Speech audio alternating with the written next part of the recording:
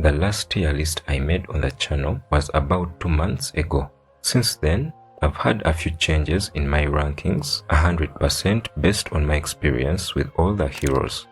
But most importantly, Leviathan got reworked, and the question is, where does that put him in my next tier list? Keep watching to find out. As always, all tier lists on this channel are simply my personal opinion, and opinions can change over time. So don't be surprised if I change my mind on certain heroes, and don't forget that you are welcome to leave your own rankings in the comments section. I read and respond to all my comments. And without wasting any time, let's get straight into the video. The S tier represents the strongest heroes in the game, while the D tier contains the least powerful. But we begin with the D tier, where we still have only one hero, and that is Bertha. As I said in a previous episode, this hero is too predictable and is quite vulnerable without her teammates. World density also makes it easier to avoid her main ability, and that's why she belongs in this tier for now. Smog, who has the highest health in the game, also stays in the C tier together with 2 other heroes. We have Doc, who is basically a more useful version of Smog. His team healing ability makes a big difference in battle, especially if you have 4 personal gears equipped. And we conclude the C tier with Hurricane. He is really a decent hero, but I've always thought that he needs a little bit more health to be able to rival Bastion and Angel. Moving on to the B tier, the biggest change here is that I promoted Blot to the A tier, and the hero that drops down from the A tier is Satoshi. As I mentioned at the beginning of the video, tier lists are just opinions, and opinions do change over time. After using both of these heroes comprehensively, I have realized that it is easier to survive with Blot than it is with Satoshi. Obviously, these are completely different heroes, so your opinion might be different from mine. But for now, this is where I have decided to place Satoshi. Sparkle and Levi remain in the B tier for now. Again, these are solid heroes that can be very dangerous on any day, but in terms of my rankings, they deserve to be here. Firefly also stays in the B tier. He is one of the first heroes you start with, and he performs decently in both long range and short range battles. A solid hero to use for most players. The 2 most average heroes in the game remain in the B tier as well.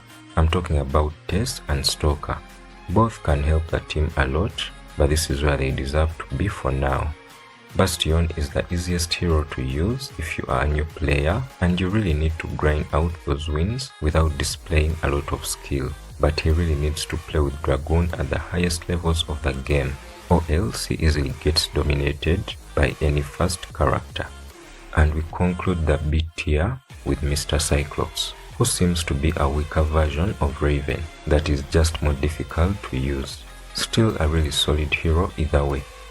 In the A tier, we start off with Blot, who, as I mentioned earlier, jumped from the B tier to the A tier.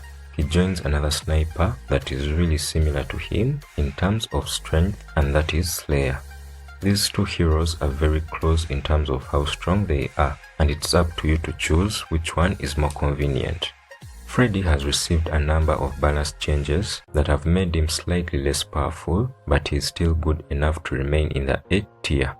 And in the case of Alice, despite her advanced portal ability and her tendency to gain health as she shoots, I still think she's not strong enough to be in the S tier. Based on my own experience choosing this hero, enemies deal with her pretty easily, so we need to wait until the end of the season when the motivation is turned off for all players. That's when you will be able to get a clear picture of how this hero performs. Another change that I made from the previous episode is Lynx and Raven. Lynx drops down from the S tier and replaces Raven here. Again, based on my time spent using both heroes, I realized that Raven is much more useful and much more dangerous.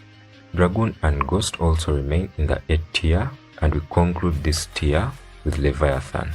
This hero got reworked recently, and I covered that in a dedicated video. You can find it in the top comment. But in summary, his turrets now have shields, while his health was reduced. So this feels like 2 steps forward, 1 step backwards.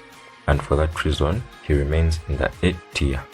And now, we look at the S tier, which contains the most powerful heroes in the game at the moment. We start off with Raven, who jumped up from the A tier. This is the most useful hero in the game in my opinion, and from my experience of almost 3 years playing this game, he is one of the heroes that you will find in most teams on the battlefield. His ability to improve the weapon range of his allies should never be underestimated, and his disarm ability is simply broken, so this is where he belongs for now. The other hero that joins the S tier is Arnie. For those who didn't notice, Arnie got an increase to his armor penetration a few months ago, and I've only just realized how big of a difference it makes. It's now more common to destroy enemies in one shot, which makes it easier to dominate with this hero.